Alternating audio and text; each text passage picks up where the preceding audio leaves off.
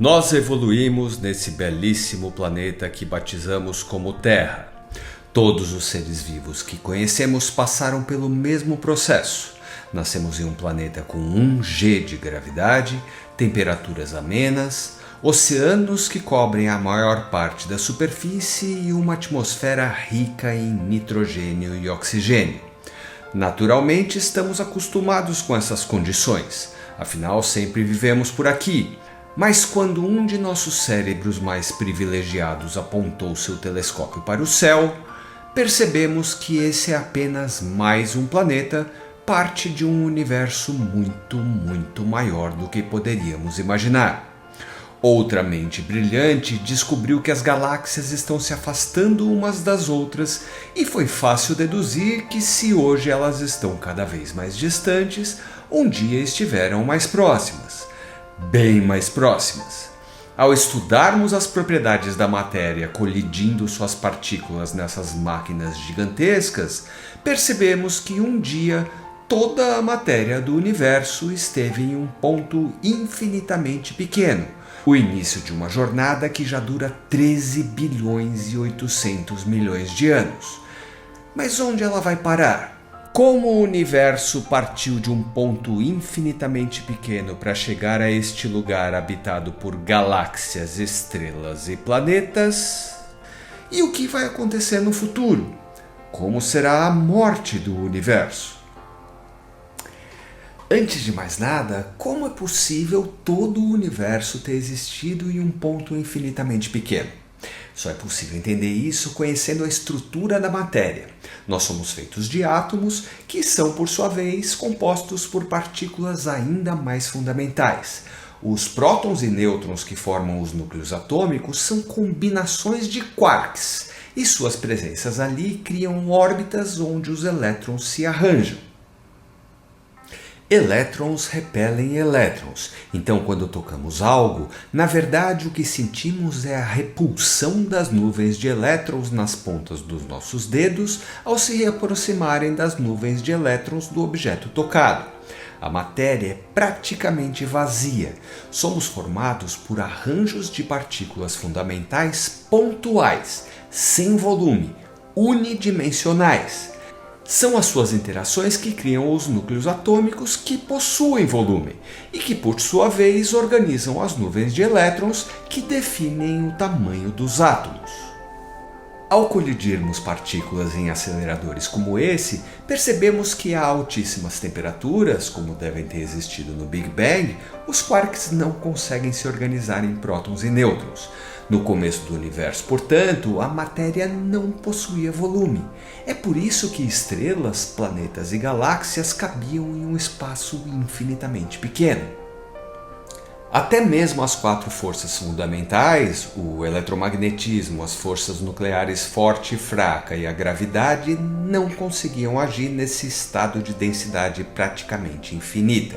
Elas trabalhavam como uma única força até o momento do Big Bang, e quando a expansão começou e a temperatura começou a cair, a primeira força a se separar das outras foi a força nuclear forte, aquela que forma o núcleo dos átomos. No momento em que isso aconteceu, os quarks se arranjaram em nêutrons e prótons, partículas com volume, tridimensionais, e isso muito provavelmente fez o universo se expandir mais rápido do que a velocidade da luz. Era preciso espaço para caber todo esse volume, não?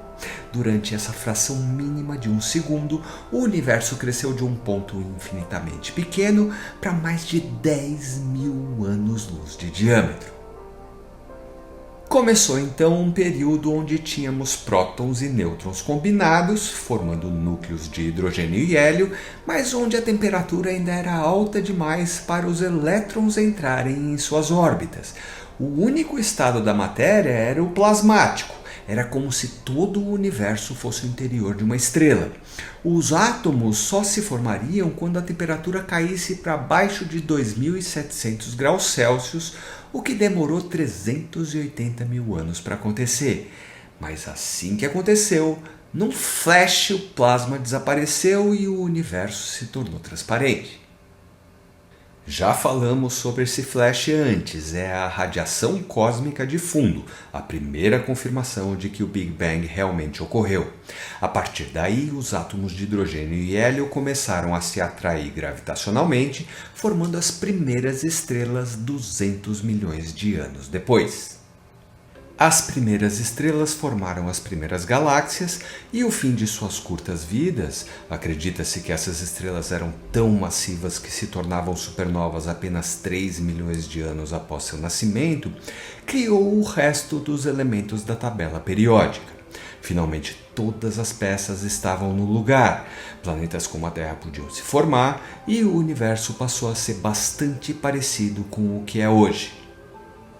Recapitulei tudo o que aconteceu até agora para você entender que a interação das forças que governam os átomos, a temperatura e a expansão do universo foram os atores principais dessa epopeia da qual nós, seres vivos, fazemos parte e que elas continuarão a ser as protagonistas até o nosso destino final. Por enquanto, porém, ainda viveremos em um universo povoado por estrelas, planetas e galáxias. Nós aqui no nosso cantinho razoavelmente tranquilo do universo, ainda teremos muito tempo para curtir nossos céus estrelados. A Terra ainda vai passar por muitas transformações, claro. Novos continentes surgirão com a junção e a separação dos atuais. Já estamos muito próximos de termos tecnologia para desviar asteroides ou cometas assassinos, mas não nos livraremos da erupção de supervulcões ou de explosões de raios gama, eventos que podem extinguir com boa parte da vida. Colonizar a galáxia é a única opção. Até porque a fonte de quase toda a energia disponível na Terra tem data para se esgotar. Acredita-se que o Sol só vai conseguir queimar hidrogênio por mais 4 ou 5 bilhões de anos. Mas no processo, a nossa estrela vai acabar se tornando uma gigante vermelha, fase em que crescerá tanto que muito provavelmente engolirá a Terra. Colonizar a galáxia é realmente a única opção. Após esgotar seu combustível e ejetar as camadas exteriores, restará apenas o núcleo do Sol, uma anã branca feita de matéria degenerada. Isso significa que os átomos que a compõem estarão tão comprimidos pela gravidade que os seus elétrons serão forçados a ocupar todas as órbitas dos núcleos por falta de espaço. Matéria degenerada é tão compacta que uma estrela com a massa do Sol, quando se torna anã branca, ocupa um volume do tamanho da Terra. Estrelas semelhantes ao Sol morrem de maneira bem parecida, ejetando suas camadas exteriores e se tornando anãs brancas. Estrelas maiores queimam seu combustível ainda mais rápido, morrem muito mais jovens e de maneiras muito mais espetaculares, como supernovas ou hipernovas.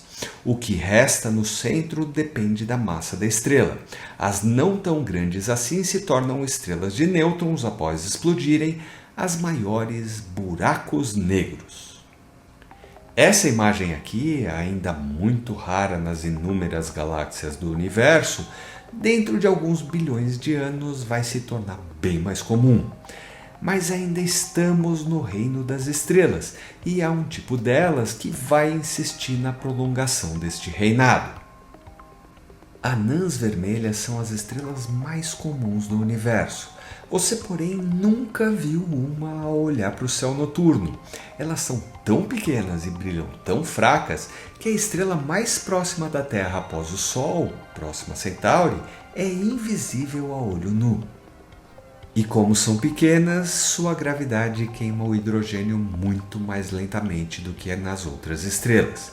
Enquanto o Sol deve viver cerca de 10 bilhões de anos, uma anã vermelha chegará aos trilhões de anos. Portanto, nos próximos bilhões de anos, as galáxias mudarão bastante suas aparências.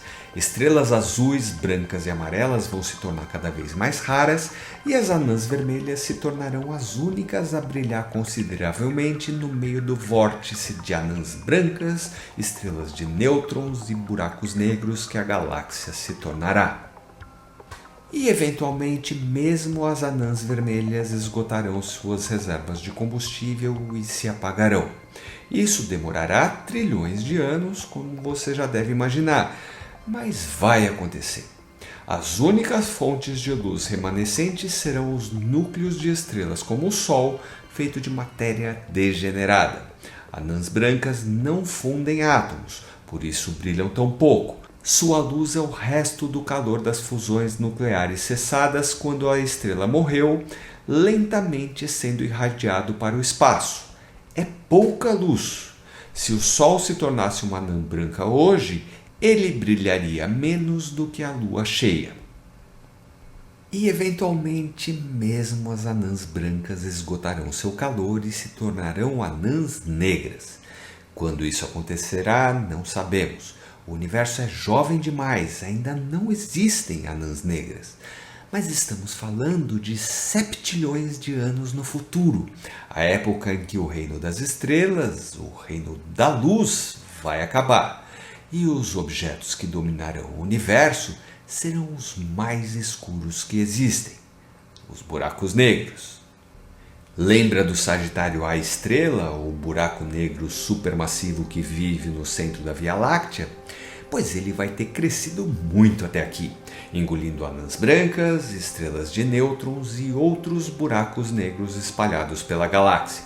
Aquilo que não for consumido será ejetado pela gravidade do Sagitário A estrela até eventualmente encontrar outro buraco negro supermassivo no espaço intergaláctico. Estamos a octilhões de anos do Big Bang. Nesse universo, as poucas vezes em que a luz se manifestará será quando os buracos negros devorarem matéria. A escuridão dominará o cosmos. E mesmo se ainda houvesse estrelas, a expansão já teria espalhado todas as galáxias para além do universo visível. Quase tudo o que restou são buracos negros. Para piorar, algumas teorias acreditam que a matéria que não foi engolida simplesmente desaparecerá. Os prótons podem decair depois de octilhões de anos. Sem prótons, sem átomos. Restaria apenas radiação que vagaria pelo cosmos até ser engolida pelo buraco negro mais próximo. Só sobrarão eles ao chegarmos ao aniversário de 1 nonilhão de anos do universo. Galáxias se tornarão grupos de buracos negros orbitando o maior do centro e mesmo eles não sobreviverão para sempre. O Stephen Hawking postulou que as flutuações quânticas de vácuo, o aparecimento espontâneo de uma partícula e sua antipartícula e sua anulação quase que imediata, pode fazer buracos negros perderem massa, mesmo que muito lentamente. Isso aconteceria porque, ao surgir próxima do horizonte de eventos de um buraco negro, a antipartícula, por ter energia negativa, seria atraída para dentro e a partícula escaparia para o espaço. Aos poucos, as antipartículas comeriam a massa dos buracos negros, fazendo-os evaporar enquanto o universo caminharia para o seu aniversário de 1 duodecilhão de anos. É isso que sabemos, é isso que as leis da natureza que já desvendamos nos indicam. Começamos em um momento absurdamente quente e denso e terminaremos em um momento absurdamente frio e vazio. Calcula-se que o período em que existirão estrelas e planetas, em que a vida pode prosperar, é de apenas 1 milionésimo de bilionésimo de bilionésimo de bilionésimo de bilionésimo de bilionésimo de bilionésimo de bilionésimo de bilionésimo de bilionésimo do tempo que vai demorar desde o Big Bang até o último buraco negro evaporar. Percebeu agora o quanto isso aqui é raro? E isso aqui? E quanto a isso, já tinha tido uma noção do seu valor? Nós estudamos o universo para sabermos mais sobre nós mesmos, para entendermos o nosso derradeiro destino. Nós somos a maneira que o cosmos criou para entender a si mesmo. Quer saber em detalhes como o Sol vai definhar e exterminar todo o Sistema Solar no processo? Assista a este vídeo. Esses são os seguidores que colaboraram com o crescimento do canal nessa semana. Eu sou Juliano Righetto e você acabou de assistir mais um Somos Míopes porque somos breves.